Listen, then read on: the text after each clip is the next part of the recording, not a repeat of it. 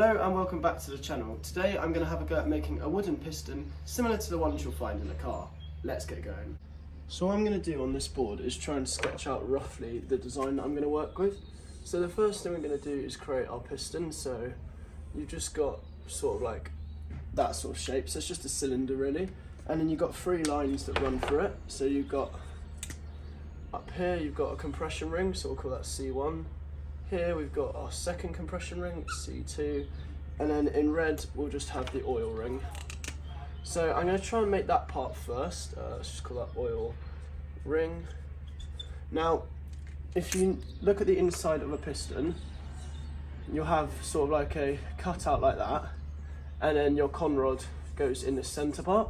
Now I'm not going to be able to exactly do that on the lathe, so my plan is to assemble this in three parts. So we'll have 1, 2 and 3, with this second part pretty much hollow, and that's then going to enable us to put the conrod into this part here. So hopefully that makes some sort of sense, so let's get to making that. The first thing I did was cross-cut the piece of timber before moving on to the table saw to rip it down to the required dimensions. Okay, so what I've done is on the table saw I've ripped down here, and this creates a piece that's about 84-85mm wide, and we're then going to take that down to about 75mm on the lathe. Then on the miter saw I cut the piece of timber to the required length. This was what would make the piston head, so I cut it to about 90mm to allow enough room for the parting tool. And ideally, if I had a chuck on the lathe, I'd just glue these two together and do a centre hole straight through here, which I can then put the gudgeon pin straight through this part. That's sort of like a cylinder that goes through the centre and holds the conrod in the centre. But that's not going to work because I don't have the facilities to do that on the lathe with the equipment I've got. So hopefully this will still work.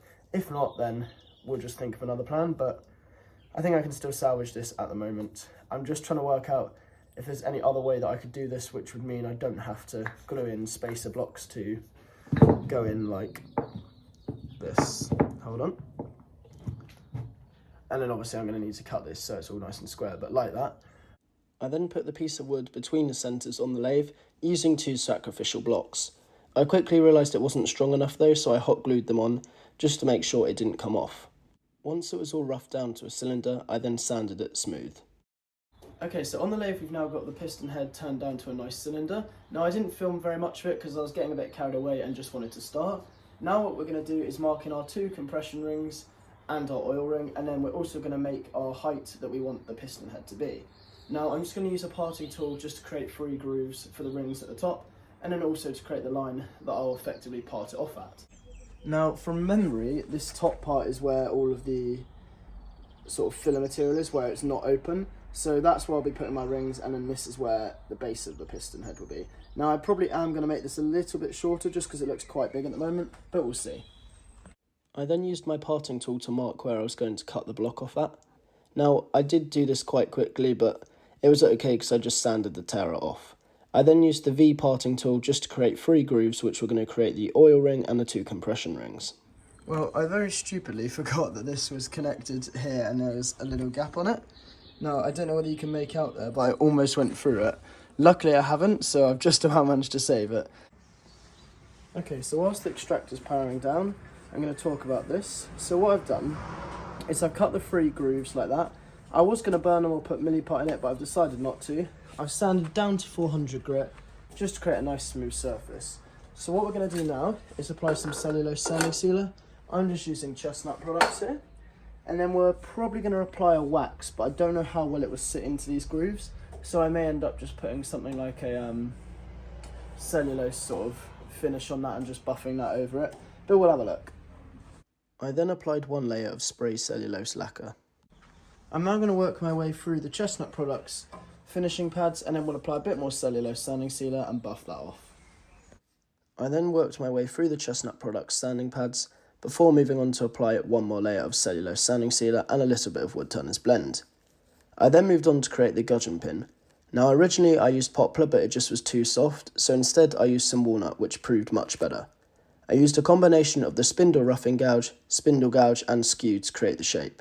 Essentially it was just a cylinder with a constant diameter the whole way through. So I ended up turning the gudgeon pin out of walnut, as I didn't particularly like the poplar, but this has turned out quite nice and it's a nice snug fit. So now we're going to create the next part, which is the conrod, which will go into this. Okay, so what I've done here is I've sanded the top face and the bottom face of the piston, creating a nice smooth surface. So now what we're going to do is create our conrod. Now I've got this piece of poplar, I think it's 19mm in its thickness. So have a look, yeah, 19mm. So it's X25mm plain down from. So what we're going to do is create the conrod out of this. Now in total the conrod's probably going to be about 200mm long, because most of it will sit inside of that piston head, if you can see inside there. So I'm going to go and cut this up on the miter saw quickly, and then we'll get to shaping it. So roughly speaking, that's what a conrod will look like, something like that. Okay, so the first thing I've done for the conrod is drill the 16mm hole through the centre, and then I've just marked out the surrounding line as a rough sort of guideline. Now I was going to do a template on the laptop, and I've had a play around for the past sort of half hour, but I can't find something that I like that's going to work with my piston head, so I'm just going to do it myself and just eyeball it, and I can neaten it up with some sandpaper if needs be. I then drilled the two holes into the conrod. The first was about 16mm and the second was about 40. Okay, so what I've done is I've gone ahead and sanded the piece, and I've marked out a rough design of the conrod. Now this is in no way actually that representative of how a car should be with the conrod in it, because realistically this part would separate and you'd be able to bolt through it so that you can assemble it onto the crankshaft and all that. But we're not going to worry about any of that. This is just sort of like a model, but not particularly accurate in that sense. So we're just going to go ahead and cut this on the bandsaw now. I then went ahead and cut the shape on the bandsaw. Now as you can see here, the blade is moving an awful lot. One, that's because the bearing is a bit broken and I need to change it, and also this blade is extremely blunt. I'm fully aware that I need to put a new blade on the bandsaw, and I've got one already ordered. Well, really irritatingly, I've snapped it.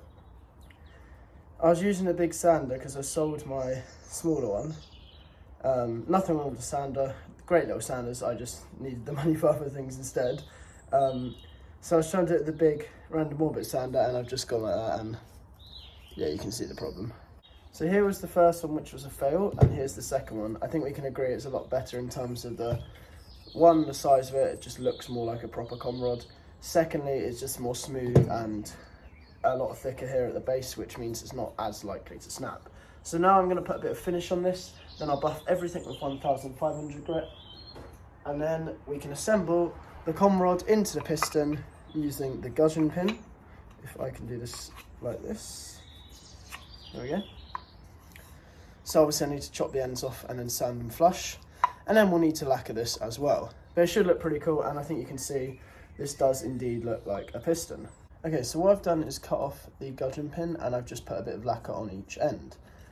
Here we now have everything completed. We have the conrod, gudgeon pin, and the piston head itself. So now we're going to assemble it, so hopefully I can do this on camera easy enough. There we go. Hold on. Quite stiff. There we go. And now we have our finished piston. So I'm quite happy with that overall.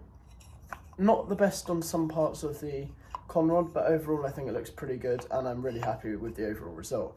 Hope you guys enjoyed watching this one. Really fun to make it, something different, and yeah, had a great time. So join me for the next video, hopefully not in 6 months this time.